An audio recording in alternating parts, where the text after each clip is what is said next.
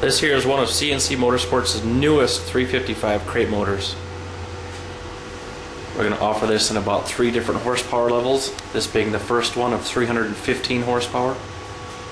Makes about 370 foot-pounds of torque, 9-to-1 compression, aluminum heads.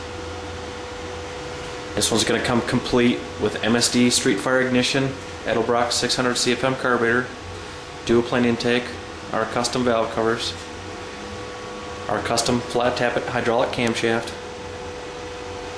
These engines are going to be geared for the street enthusiast, guy that's looking for just a nice driving motor without having that real ratty sounded cam. We can still use a basically stock style torque converter. Just a very good upgraded driving motor.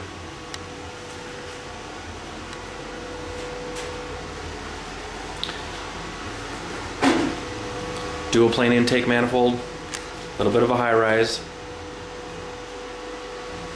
Very good vacuum for your power brakes, all your accessories. Will come with either a short or long water pump, that'll be an option. Along with other options that we'll include and offer to the customers to make this motor customizable for what you're doing.